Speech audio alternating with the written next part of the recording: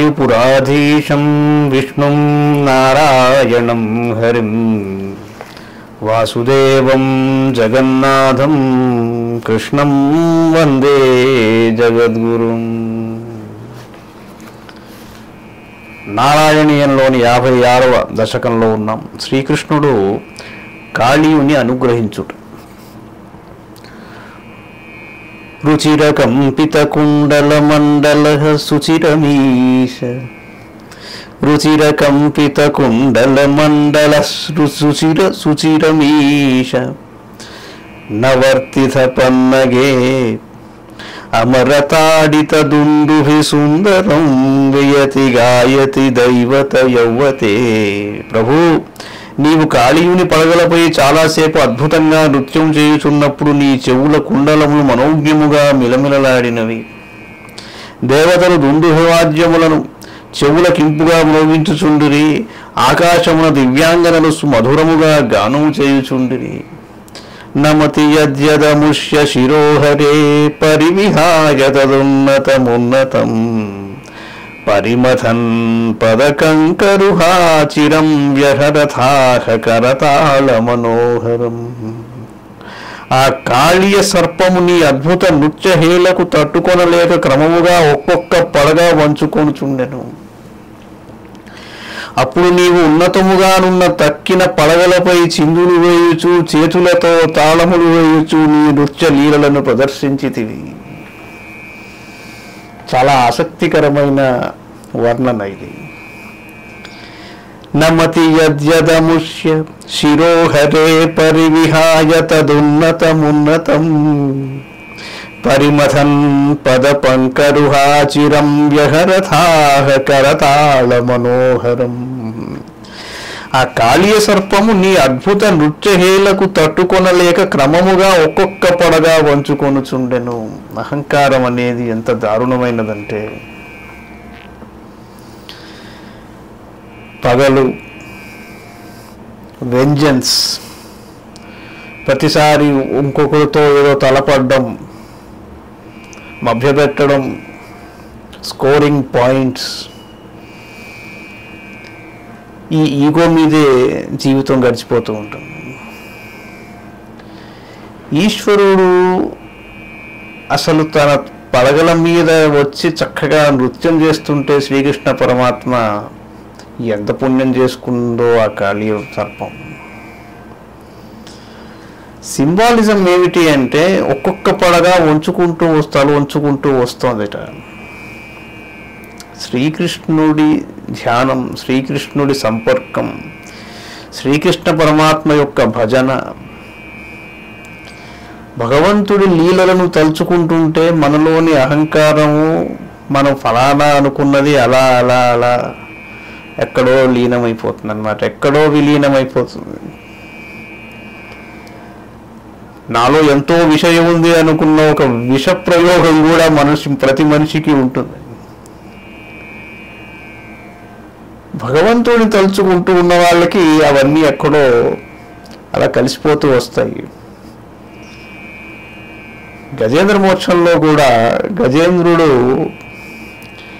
శ్రీమన్నారాయణుడి నిర్గుణాకారాన్ని ముందర ధ్యానించాడు.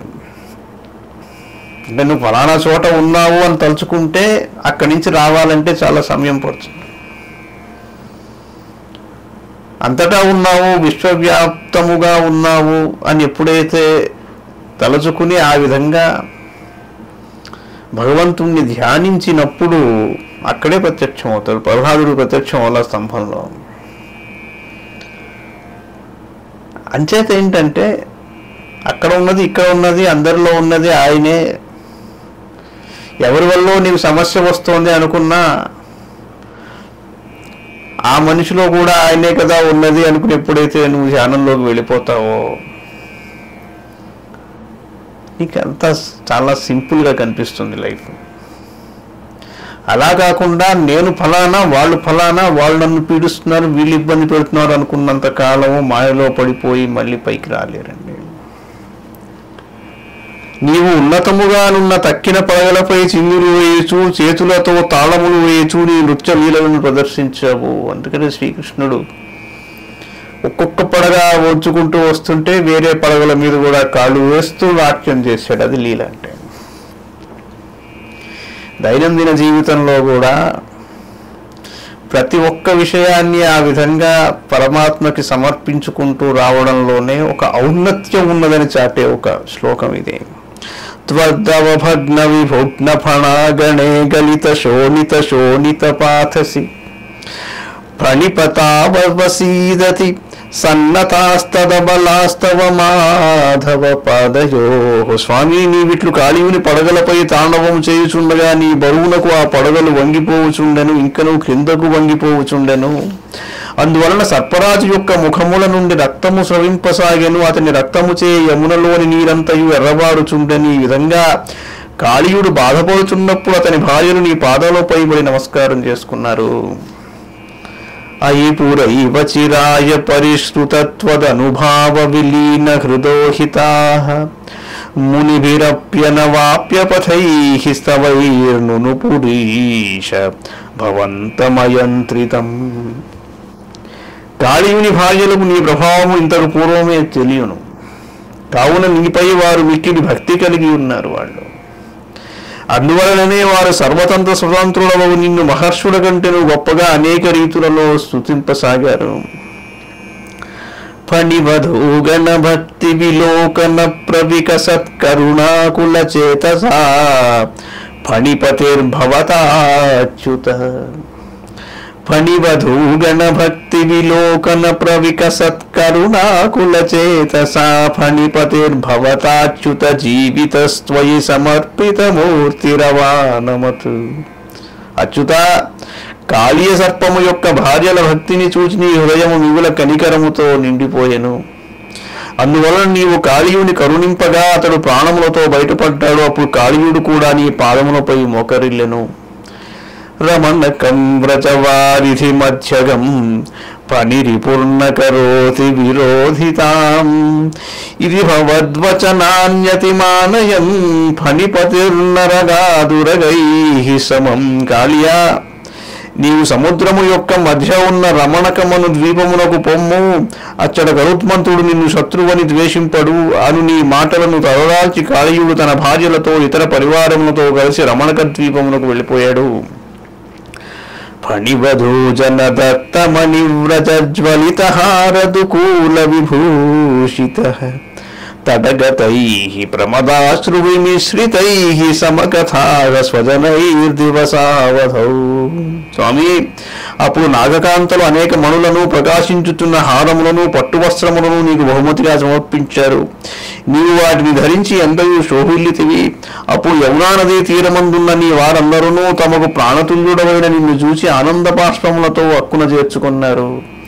ఆ సాయం సమయమున వారు నీతో కూడి సంతోషమున తేలియాడారు. ఆ విధంగా ఆ సంధ్యాకాలంలో నీవు వారితో కలిసి ఉన్నావయ్యా.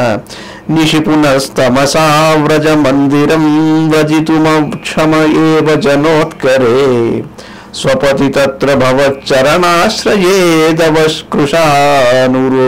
దవకృశానురరుంద సమంతతః. కానీ అప్పటికే చీకటి పడింది. ఆ చీకటిలో నీవారైన గోప బాలకులు గోకులమునకు వెళ్ళలేక నీ పాదపద్మములను ఆశ్రయించి నదీ తీరముననే నిద్రపోయారు. అప్పుడు దావాగ్ని అన్ని వైపుల నుండి వారిని చుట్టుముట్టెను. ప్రభుధితానధపాలయ పాలయేచ్యుదయదార్తరవాన్ పశుపాలకాన్ అవితుమాశుపపాథ మహానలం కిమిహ చిత్రమయం ఖలు తే ముఖం.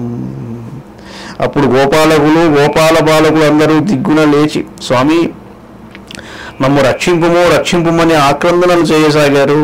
అంతటా వారిని రక్షించుట కొరకు నీవు ఆ దావానలమునంతయు నువ్వు కబలించావు. ఇందు ఆశ్చర్యపడవలసిన పని ఏమీ లేదు. అగ్ని నీ ముఖమే కదా. శిఖినివర్ణతయేవ హి పీతత పరిలసత్యధునా క్రియయాప్యసౌ ఇతి నుతః పశుపైర్ముదితైర్విభో హర హరే దురితైః సహ మే గదా. స్వామి, అగ్ని యొక్క రంగు పీతవర్ణము, కానీ ఇప్పుడు ఆ అగ్ని నీచే పీతమగుటచే దానికి పీతము అను పదము సార్థకమైనది అని సంతోషముతో గోపాలకులు నిన్ను స్తుతించారు. శ్రీహరి ప్రభు, అట్టి నీవు నా రోగములను నా పాపములను పోగొట్టుము. మంగళం భగవాన్ విష్ణు, మంగళం గరుడధ్వజ, మంగళం పుండరీకాక్షో, మంగళాయతనో హరి. సర్వం శ్రీకృష్ణార్పణమస్తు.